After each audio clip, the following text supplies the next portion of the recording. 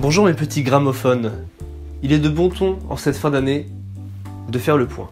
Le but de l'expérience était de se lancer sur YouTube avec pour principe une vidéo improvisée chaque semaine pendant un an, soit 52 vidéos. Et comme on peut le voir sur le compteur, je suis à 37 vidéos sur 52. Donc le challenge n'est pas totalement rempli, mais franchement la perf est déjà belle. Et en plus, j'ai pas chômé à côté.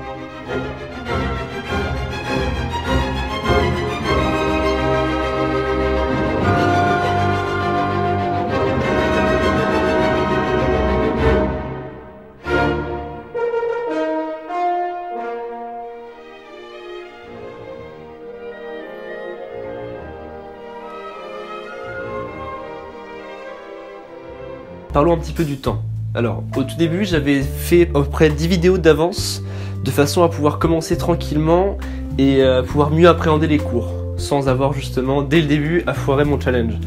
Et j'aurais pu en faire largement plus. Mais j'ai ma copine qui est beaucoup plus d'ancienneté que moi sur YouTube, qui m'a dit de peut-être en fait faire plus de production de vidéos dans l'instant présent, et du coup de profiter en fait du taf et des retours. Parce que c'est vrai que si j'avais sorti une vidéo, je sais pas, il y a 6 mois et qu'elle sortait que maintenant, déjà je serais hyper mal à l'aise face à moi. On a tous déjà maté des vidéos de nous d'il y a un petit moment et on se dit putain j'étais cringe quand même. Et là ça aurait été pareil, donc aucun intérêt en soi, donc elle avait raison, merci Izu. Donc la charge de travail elle est assez importante en soi parce que sur un week-end il faut trouver l'idée, l'écrire, la réaliser, la monter et la balancer sur le web avant la fin du week-end. Et ça m'a joué des tours plus d'une fois. Par exemple, j'ai dû utiliser la ruse pour 2 muets sans gueule dans le noir. On va pas se le cacher, ce court-métrage fabuleux a eu une réalisation quelque peu minimaliste. Ou encore, j'ai poussé le vice jusqu'à me faire arrêter par un médecin du travail. Et la semaine d'après, me faire prolonger pour pouvoir prendre des vacances. Et en fait, même les conneries prennent du temps. Alors j'ai encore de nombreux concepts qui sont pas sortis par manque de temps. Parce que je voulais donner une certaine attention à ces projets-là. Ils sont du même style que le skate ou encore le Narcos, qui sont plutôt bien reçus, donc je suis ravi. Alors le stress, je dirais que c'est vos réactions, dans le sens où moi mon but c'est de vous retransmettre une vanne, une musique, un concept, comme moi je me le suis imaginé au moment de l'écriture, et donc de vous faire marrer comme moi justement ça a fait marrer, et c'est... Pour l'instant ça va, genre je dirais que les retours à chaque fois sont plutôt positifs, c'est cool. Sauf peut-être sur la critique de film sur T-Rex, mais ça, je vous pardonne, y'a pas de soucis, on s'en bat la race. Il y a d'autres petits stress, style est-ce que je vais avoir le temps de sortir une vidéo cette semaine? Ou encore trouver une idée qui serait réalisable sur un temps très limité.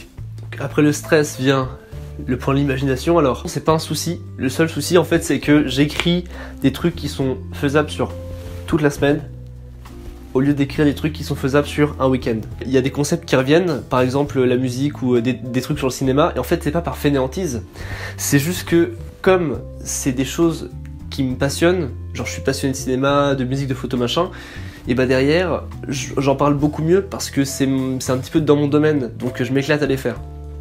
De même pour les vidéos avec les proches, c'est un délire quoi, parce que c'est super chouette en tournage, c'est cool aussi en montage, et en plus faire participer des proches activement sur un projet qui toi genre t'anime tous les jours, c'est un bonheur quoi.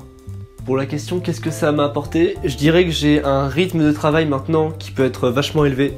Genre sortir une vidéo par semaine ça forge quand même. J'ai appris plein de petits tricks en montage à force de faire des styles vraiment différents. Bon, là on a parlé un petit peu du côté mental du youtubeur machin, passons aux chiffres, ok? Les bons gros chiffres, les bons gros analytics, les statistiques. Donc en tout sur ma chaîne, 48 801 minutes, soit 813 heures, soit 33 jours, de visionnage de toute ma chaîne. Merci, ça fait plaisir, genre je crois que personne m'avait accordé 33 jours de son temps, c'est gentil. 61% de mon public est masculin, donc 39% de mon public est féminin. Et ça franchement c'est chouette. L'audience vient en majorité de la France, en minorité ça vient de la Belgique, de la Nouvelle-Calédonie, big up, et du Maroc. Et donc j'ai beaucoup de chance d'avoir une grande sœur qui fait ses études au Maroc et qui me fait une propagande, mais de malade. Arthur, t'es machallah.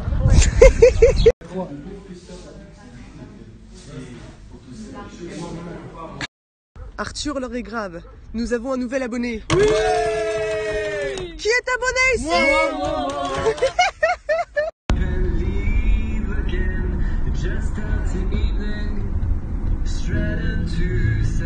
J'ai séduit, on va prendre celle-là. Maintenant, il va falloir qu'on aille sur le site paulchrétien.com afin de pouvoir trouver. Salut Arthur, j'ai vu tes vidéos et j'ai bien aimé. Continue.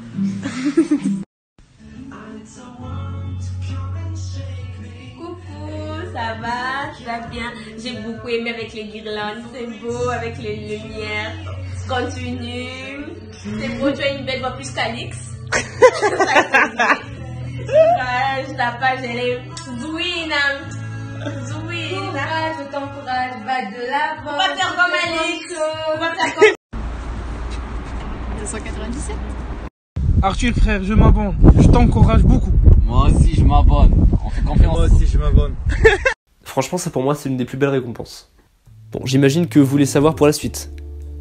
Eh bien, si j'ai arrêté de produire mes vidéos en cette fin d'année, c'est aussi parce qu'en écrivant la suite de l'improvisateur, je ne voulais plus faire que ça. Je ne sais pas quand ça arrivera, mais il n'y aura plus une improvisation chaque semaine, mais 3 gros concepts. Bref, j'en dis pas plus, vous verrez bien. Et n'oubliez pas, il ne suffit pas de prévoir pour réussir. Il faut savoir improviser.